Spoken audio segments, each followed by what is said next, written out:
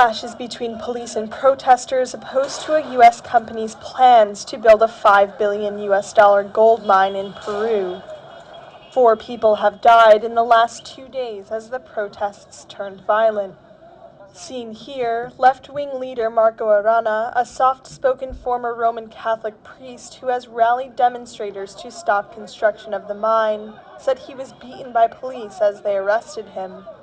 Arana's critics blame him for inciting violence at a rally on Tuesday where protesters threw rocks and vandalized public buildings. Critics of President Ollanta Humala, however, say the government and police forces have suspended the freedom of assembly. On Wednesday, Prime Minister Oscar Valdez announced a 30-day state of emergency for the country. The Humala government says the mine would generate thousands of jobs and huge tax revenues. Protesters say it would cause pollution, contaminate water supplies, and fail to bring local economic benefits. Hello everyone, welcome to GGN. Today is Friday, July 6, 2012, and I'm Darko. My website is ggnonline.com, and on YouTube my channels are ddarko2012 and ddarko2013. Alright, this first article I have up is Big Banks have criminally conspired since 2005 to rig $800 trillion market. This first video I'm going to cover the economy and a little different type of news as well. It says here, as we noted on Friday, this is from a Washington blog. It says here, Barclays and other large banks, including Citigroup, HSBC, JP Morgan Chase, Lloyds, Bank of America, and UBS, manipulate the world's primary interest rate, which virtually every adjustable rate investment globally is pegged to. So, and this is no big surprise, right? This is no breakthrough. I mean, the Federal Reserve rigs interest rates all the time, so. But this does kind of put things into perspective. It says here, according to the CIA's World Fact Book, the global economy, as measured by the world's gross domestic product, is less than $80 trillion.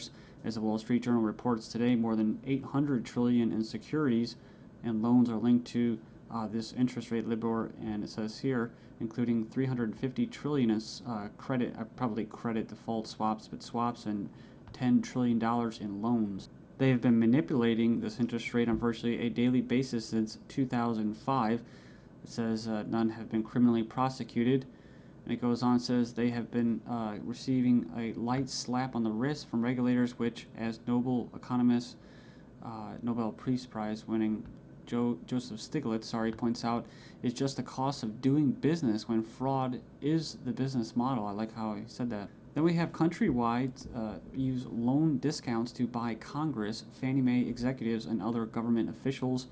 Former Countrywide Financial Court, whose subprime loans helped start the nation's foreclosure crisis in 2008, made hundreds of discount loans to buy influence with members of Congress, other staff officials, and executives of troubled mortgage giant Fannie Mae, according to a House report.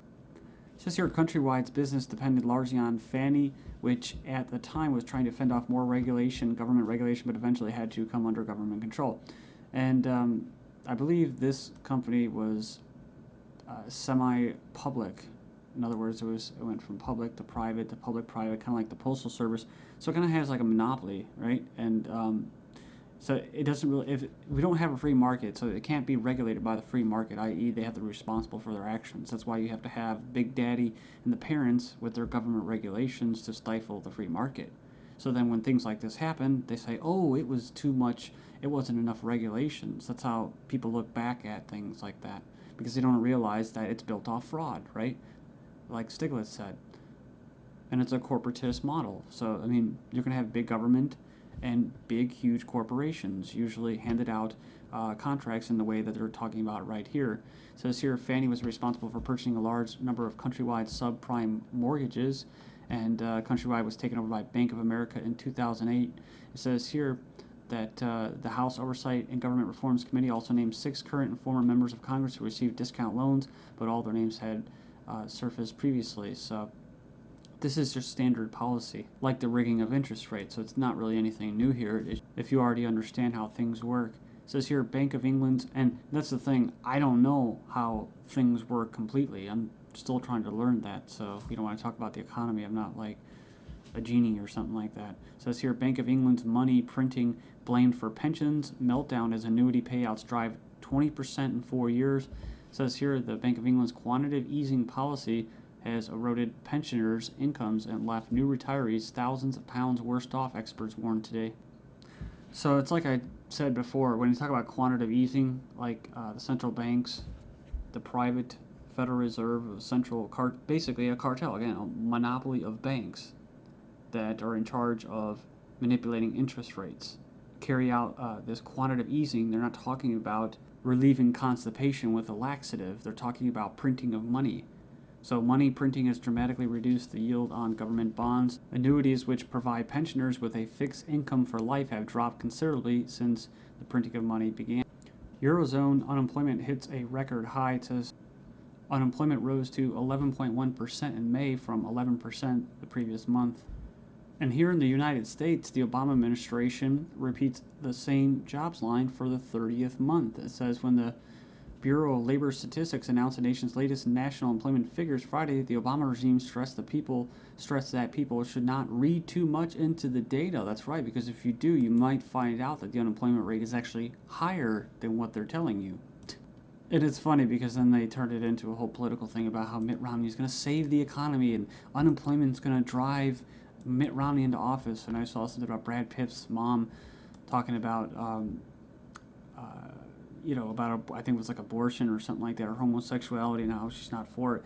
And then she goes on and says, "Oh, but Mitt Romney, he's not for that, and he's got experience in the corporate world."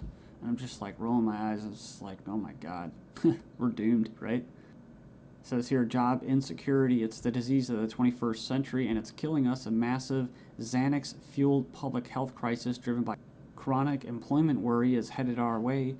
And it goes on here, and it says that from the editor's note, this is the first in an ongoing series on job insecurity.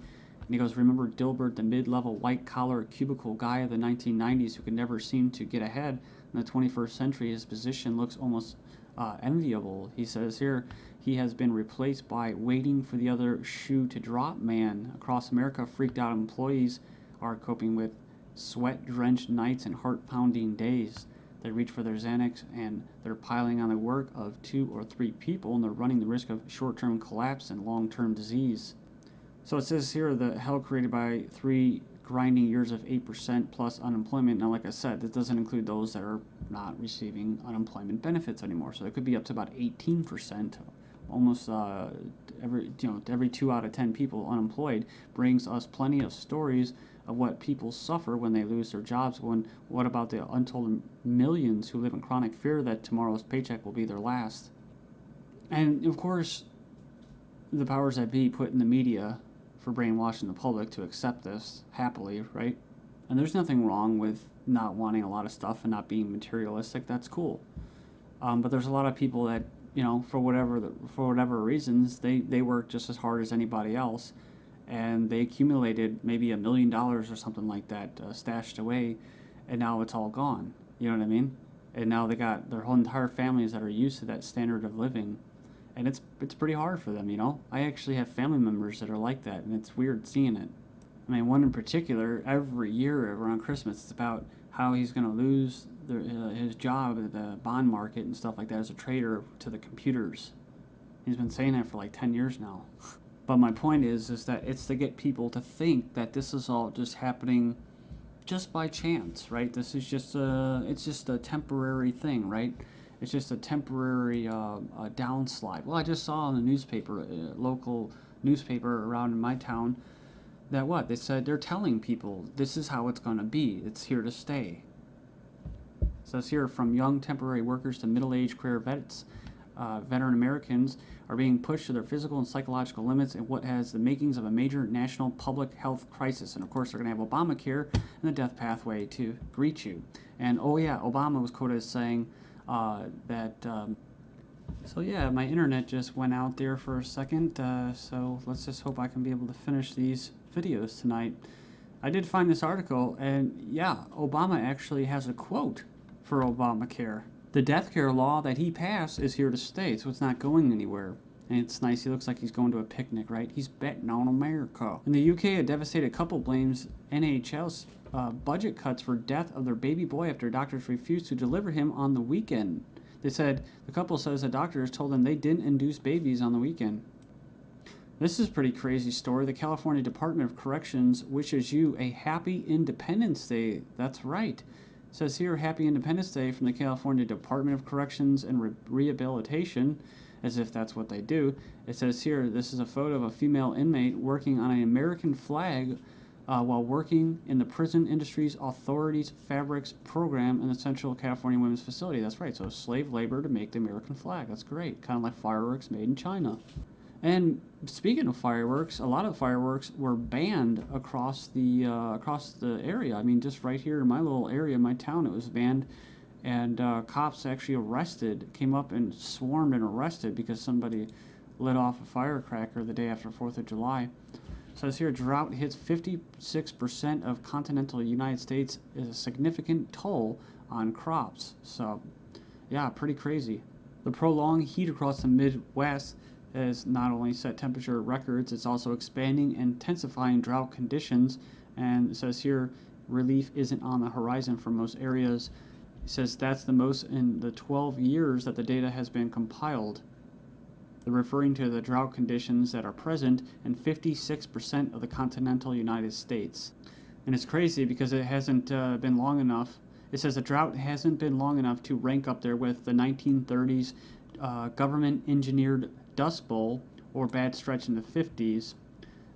But yeah, so this could be what? Man-made too. This could be man-made due to HAARP, frying the ionosphere. This could be being done by other countries. This could be done by our own country.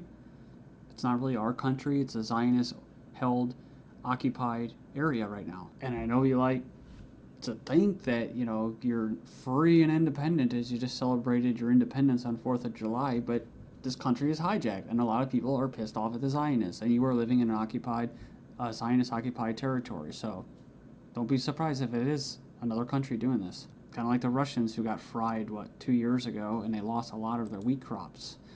We're in a critical point and could be the beginning of the end, says a farmer from Illinois. During the next 14 days, the corn plants begin their pollination period. Without the right amount of moisture, his corn crop will be lost. So if the heat and dry weather continue, kernels will just die. It was supposed to be the best corn harvest in decades, but now farmers fear a repeat of the 1988 drought that wiped out millions of acres of corn, caused billions of crop damage. Of course, that's going to raise the price of corn, which of course is already overgrown as it is, but it says experts say consumers could end up feeling the pinch in their pocketbook. As much as 75% of products in your grocery store use corn as a key ingredient, like cereal, peanut butter, or whatever, soda. So moving on here, we have a typical government intervention story, right? Prolonging the problem. Farmer panic, crops die as government blocks wells.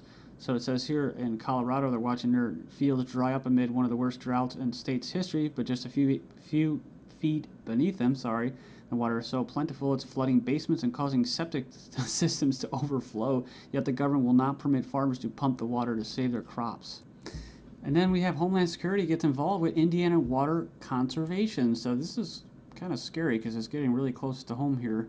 It says here, the persistent hot, dry weather has prompted the Indiana Department of Homeland Security and the Indiana Department of Natural Resources to ask high-capacity water facilities in 32 counties to implement a voluntary water conservation measure. So they misspelled that. And it's voluntary right now until it becomes mandatory, right? Like the firework ban. So right now they're at the warning level. What a great time to exploit it, right? Heat these wildfires, climate change skeptics. Things are only going to get worse unless we change our ways, says the eco-fascist. And then in Britain, the roads turn into rivers. That's right, look at that. It said it's a month's worth of rain in one day. But look at this, just in February, it says here, as the rivers run dry across the country, the water companies tell we mustn't spend more than 4 minutes in the shower. That's right, 4 minutes in the shower. Candy makers fight sugar protection bill, a battle over more government intervention, where the government basically has restrictions on the imports of sugars that keep the prices high.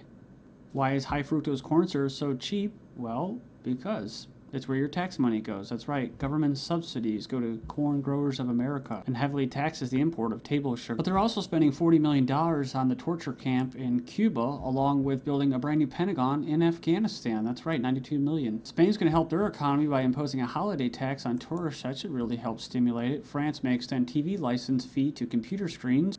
and tax the people that actually start to create jobs.